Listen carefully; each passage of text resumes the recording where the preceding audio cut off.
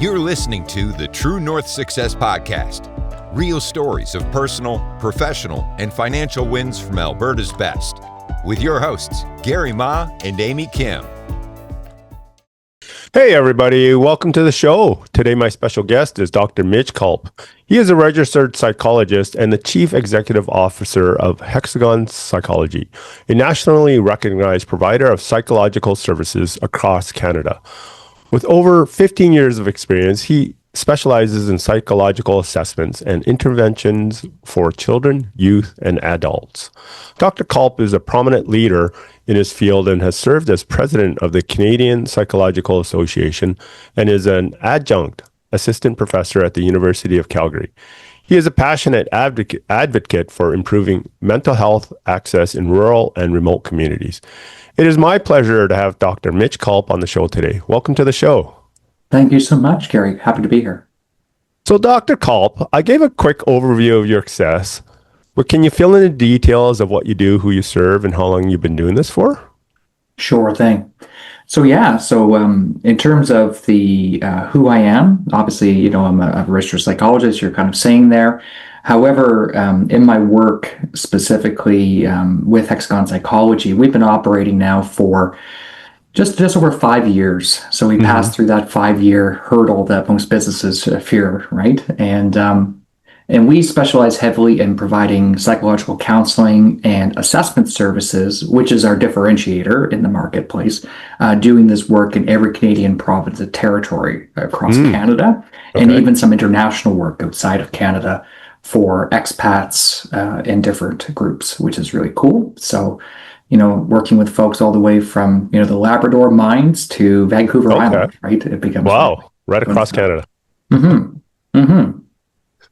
So what kind of led you to become a psychologist in the first place? Yeah, for sure. Yeah. When I started off my training, I had planned to be a marine engineer of all things. Okay. Random. My family that's quite different. Yeah, it's quite different. I'm a very analytic math kind of guy, and engineering was an interest of mine. Ironically, and I remember my father, when I was a young boy, my whole family were boat builders or mechanics or things like that, very coastal, because I grew up in Nova Scotia. Okay. Yeah. And when I was going to go into the long history tradition that my family has, been into for centuries, what was interesting is my father said to me, "You should probably go to university and give it a try. I don't know what's there, but I hear it's pretty good."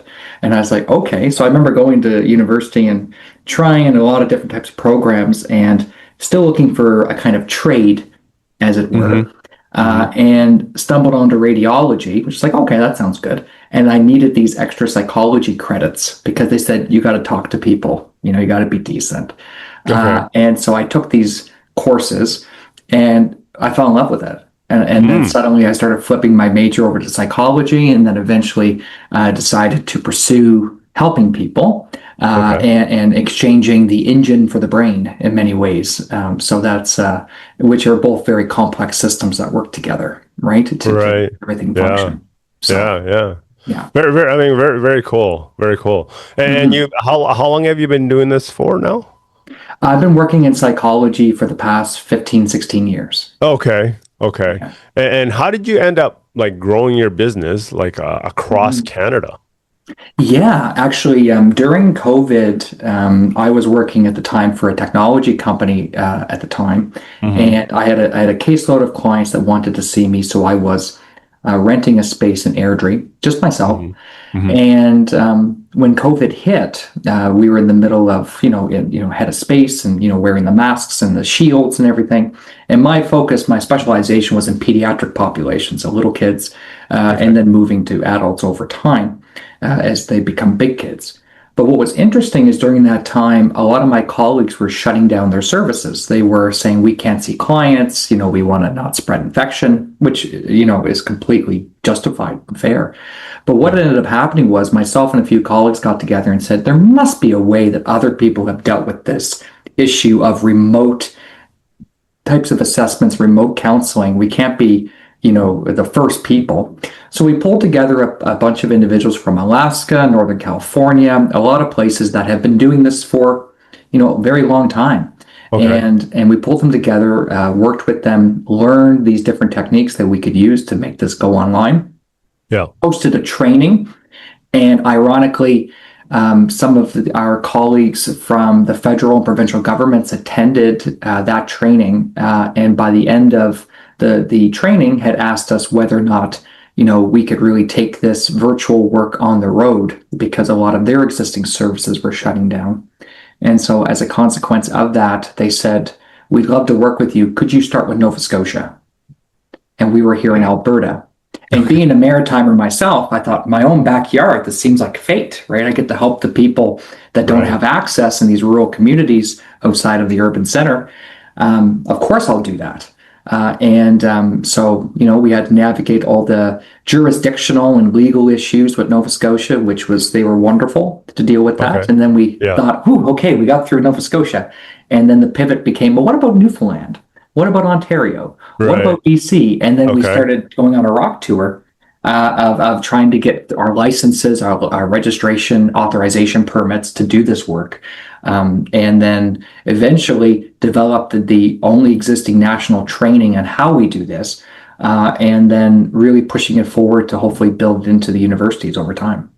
Okay, right on. So is it a lot of like virtual through Zoom type of meeting? Yeah, exactly. Through Zoom, Teams, whatever platform is appropriate for the client, for sure. Yeah. There's no proprietary technology here. It's very accessible for folks, which helps keeps the costs down, because in some markets where there's a limited supply, as you can imagine, the costs go up, right? Because demand is high. But we're able to keep our prices fair, based on assuming that there's lots of people around, which is really good.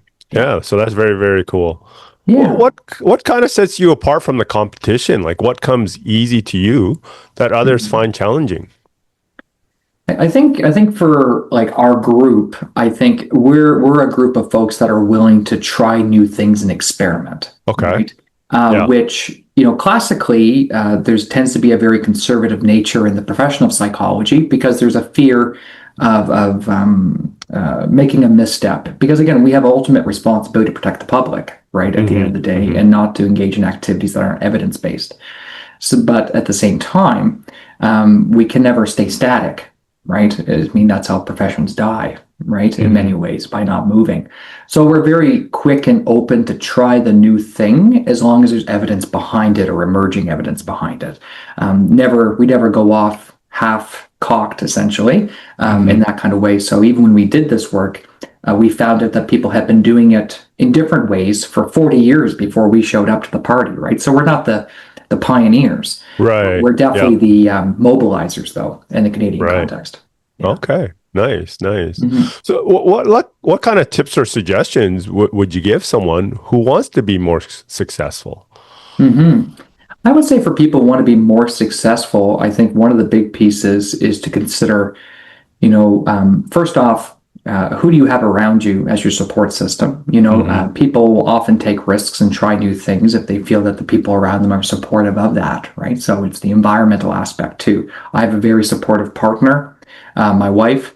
I have a supporting colleagues at work. That's one aspect, is, to choose wisely the environment you live in. But then related to that, from a success, I would say that one of the biggest thing for me has been, on the business side, has been honestly being very open and transparent and saying yes to things. Being open to have meetings with individuals where you maybe don't have a lot in common. People are reaching out, doing these things, because it increases your chance for luck and opportunity, right? And these are opportunities that people don't always have when they stay in their closets, right? And they're not moving out there. And you can learn a lot of things from a lot of different people in a lot of different industries that can still help you in yours. Right. Well, that's very interesting, like being open to different opportunities, to, exploring different ideas, and, just saying yes. Just saying yes, because the analogy my mother-in-law would always say to me, when I was starting, she was entrepreneurial as well, was talk is cheap. right? In terms of 15 minutes here, 20 minutes here, if that's what takes down your business, you got to look at your fundamentals. But at the end of the day, those 15 minutes might open up an opportunity that you didn't even know was there. Right. Through that, you must have come across many challenges. What's one of the biggest challenges you've had to overcome in your career, and how were you able to turn that into a positive? Yeah, I'd say one of the bigger challenges I had, at least when we were starting this work, was we were doing something that the majority of folks weren't doing, right? So there had to be a level of confidence that you're going to be seen a little bit as the outcast, a little bit by doing something different, a disruptor, right? Which doesn't necessarily mean like an anarchist, just to clarify, right? Like you're not causing chaos, but you will be a little bit different, right? And being okay, making peace with that. Or lobbying or pushing towards changes, right? Getting people together, starting conversations, trying to move the industry. And that's why I pursued and moved forward, within the Canadian Psychological Association, because I saw that there was value in increasing access to people and communities that wouldn't otherwise have access to specialists like ourselves.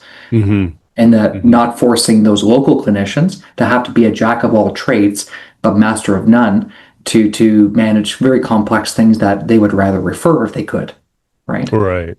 Which is only fair, right? So I would say in terms of the challenges I faced was one of those was being perceived as a disruptor, and now it's seen more as mainstream. But at the time, it wasn't so cool, if that makes sense. Yeah. And being okay with that, making peace with that.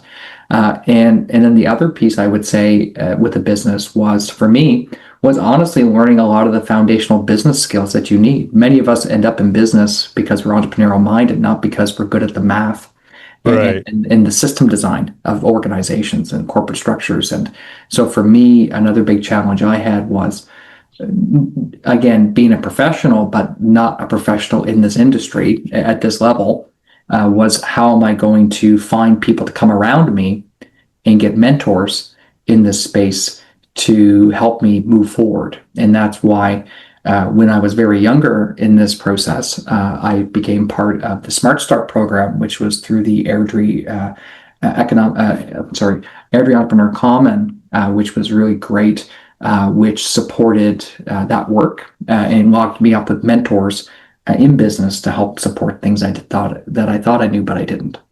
Right. So you had, psychological training, but you didn't really have the business training per se to run what you do now. Exactly. And so, we're lifelong learners, so it's natural for us to want to learn more. We're curious about people and curious about ourselves and why we think the way we do. And so it was very natural for me to want to seek mentors in the same way when I was training under supervision. I had mentors at that time that were very inspirational. So it was really nice that I could learn things from people who owned chiropractic businesses, people who ran machine shops, people who ran transmission factories. And it's like, these are, or car dealerships. These are very different types of individuals. But at the end of the day, my business is a service. And services run a certain way versus product-based businesses. Right. So having a mentor really helped you grow in terms of your business component, learning the way to do things. Beyond what I thought I knew. And then forced me to have some very tough conversations with myself and my other business owner, my other colleagues, to help figure out systems and processes that would allow us to scale and grow and not just be any other clinic, right? That operates in Airdrie proper, which again would be more than fine for most people, but we just desired for something bigger.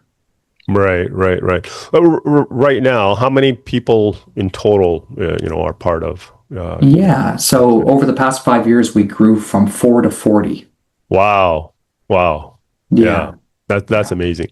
It was massive. It was a massive, and we have a very high retention. Like we've had very little to no turnover of clinicians, which is awesome because we're all a tight-knit group of folks, which is really awesome. And, it's funny how magnetic that can be over time, how, if you have these folks here, their friends come. So I often find we have friends of friends of friends that just keep filling up the seats. right? Right. Yeah. That's amazing. So do you have people spread across Canada, or are they We, pretty much in right. Alberta? The majority of the folks are here in Alberta because we can Okay. work anywhere, but we do have a number of remote folks that we have Okay. across the provinces. Right. Right. Well, that's interesting. And then they usually come together during certain times of the season to kind Yeah. of have a all hands or we call Right. it our winter party, which is really nice. We Okay. do it always in Calgary at a nice Yeah. place. Yeah. Neat. Neat. It sounds like things are going really well for you and your business. As a busy professional, a lot of time is spent running your active business. When looking towards the future, many don't want to have to be working so hard for that income. So some look at different ways of creating income and profits outside of actively working. Maybe things like investing in stocks, bonds, crypto, or using a financial planner or something like that. What are your thoughts about ways of creating income outside of your work in active business? hmm I think a natural leverage is to consider what skills you have in your business that can be diversified to other things that you already Hmm. naturally have an affinity towards. So, for us, as an example, another thing that we do is outside of our psychology business, we have different verticals in terms of where our income comes from as profit centers. Yeah. So, our clinical arm is definitely a big piece for sure Hmm. that we're known for as Hexagon Psychology. But we also have a training arm where we train other psychologists and provide continuing education in a variety of different modalities that really runs without me and my active involvement. I have my staff that is existing that are Hmm. supporting the clinical arm have this off the side of their desk, which then Yeah. allows us to generate revenue monthly through that. Mm. Okay. And on top of that, we have relationships with faculty of different universities and things like that that do research projects for private organizations. So Okay. these different skills we already have in terms of our business that we can do these things, and Yeah. the staff have capacity to move that forward, but it doesn't take the same level of active management that the clinical arm would by comparison. Right. Yeah. Yeah. And then on the other side, we are looking at how are we investing our funds. Yeah. And what we have done is we've separated out our business as our operating business from a holdco that holds our real estate. So we continue Okay. to acquire commercial real estate that we can house or lease Yeah. as hedging against inflation that way, Yeah. which has been really nice. So we continue to buy real estate. And then beyond that, we're always considering and looking towards how we can use those existing spaces or other partnerships to expand. So what I try to do is anything that's linked to the mental health space, I either try to Hmm. invest in those companies, Yeah. have an ownership stake, have an investment in things that are directly connected to our business or peripheral Yeah. that give dividend beyond simple investing. And so we do have a wealth management group we work with, financial management that does invest globally for us as part of our income as well. Yeah. So it sounds like it's quite important to look at growing your income slash profits outside of your active business, whether it's through real estate or through other investments and Mhm. things like that. So it can continue growing.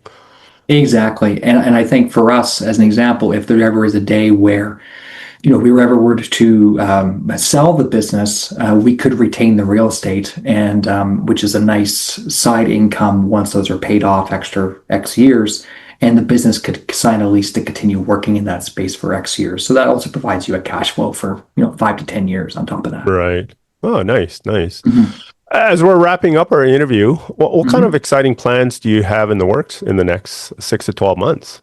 Yeah, over the next 6 to 12 months, we're in the process of working towards becoming an accredited training institution that trains the next generation of psychologists in Mm, Canada. That would okay. be pulling from the US and Canada students here to Airdrie, which will be really exciting. Hmm. And so that will be a fun milestone. There's very few private clinics that ever are able to achieve that. So to be amongst them would be really great. So we're in the process of that. And we're also looking at expanding our services into the United States as well, which Okay. would be really interesting. Specifically targeting California or Texas will be something on our hit list for 2027 as well. Potentially clinically, but definitely through the training aspects of that. We've just received our accreditation of our training arm to provide this kind of education to U.S. psychologists in addition to Canadians.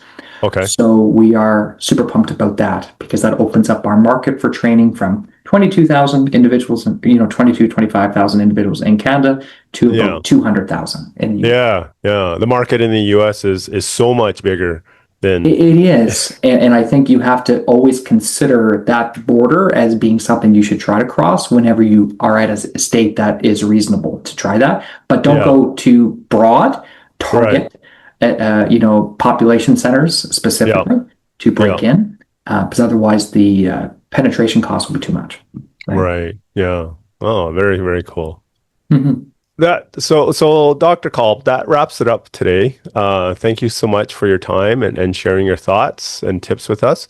It was a real pleasure to have you on the show, Dr. Colp. If people want to connect with you, what's the best way? Yeah, you're welcome to go on the Hexagon website. You can find me on the Teams page and send me a note right from there. So that makes it pretty easy. Otherwise, my direct email is mitch.colp@hexagonpsychology.ca. Right on. You're also on LinkedIn as well. 100%. Exactly. Very active. Thank you so much. No problem. Thank you, Gary. Bye-bye. Want to share your success story? Apply to be a guest at truenorthsuccessshow.com/guest. We'd love to hear from you.